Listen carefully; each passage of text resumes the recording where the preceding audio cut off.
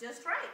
Good slogan for Outback Steakhouse, but imagine in America where there are no set rules in place regarding immigration, so people just keep on going right off the grid, or continually taking a right, creating in their life a circle of never-ending resolve.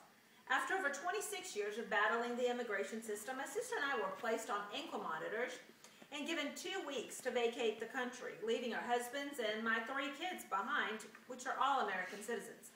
We're 2 of almost 1.5 million dreamers who are children brought by parents at an early age for resolution, waiting for resolution that many hope the DREAM Act will solve, but only if executed correctly.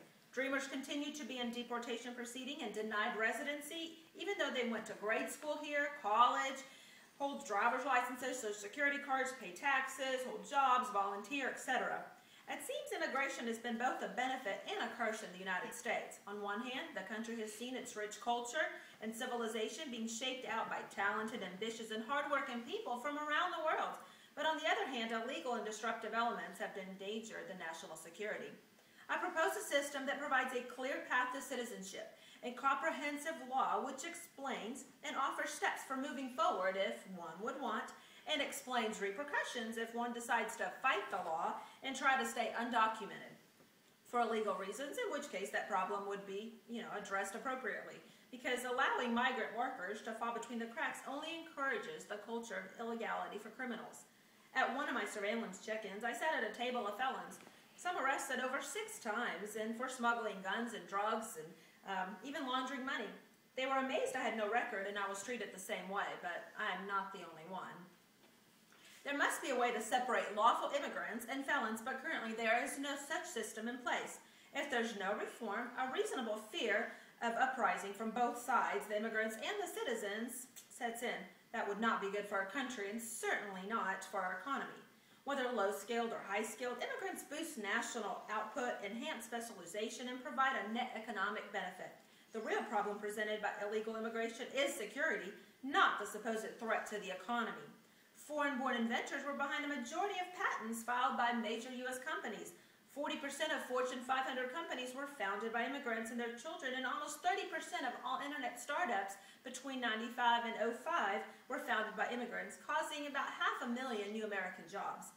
If we all want to boost our economy, then we cannot focus on comparing and jealousy, but encourage each other to work hard and compete and do our best. Currently, the system is obsolete.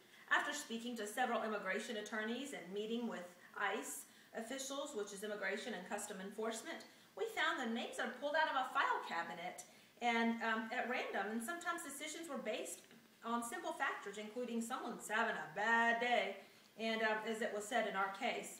It is in the discretion of the official at the time a case passes through to deny or approve it in accordance with his will.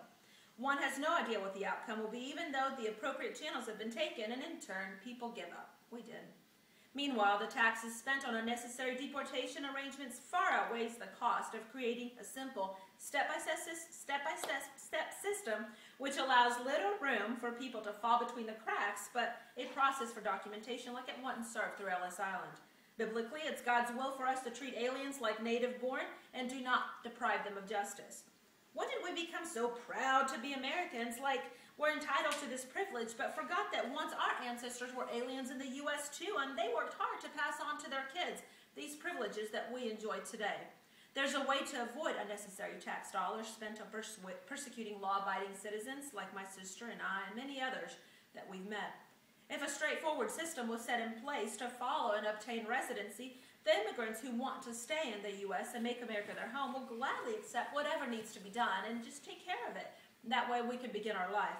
Whether the plan says that you must fill out these 100 forms or pay an X amount of dollars or cannot accept government benefits for at least 10 years, it'll be fine as long as a solid plan is implemented. The majority of immigrants are not looking for handouts, but a chance at life and an opportunity to use our talents and create a better life for our kids, like the settlers did when they developed the greatest nation on earth. We must work together and tackle this issue head on. The U.S. economy is in dire need of help, and let's utilize this talent in this nation to our advantage and work side by side to boost our economy and help our country reach unparalleled transformation. As someone once said, ask ask not what your country can do for you, but what you can do for your country.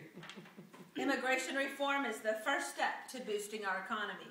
There's a good chance someone in your family tree immigrated to the land of freedom and opportunity to provide the life you have today. It's time to unite, to work together to regain world-class status and top ranks for America in all areas of life. Let's build up America like we once did, 21st century style.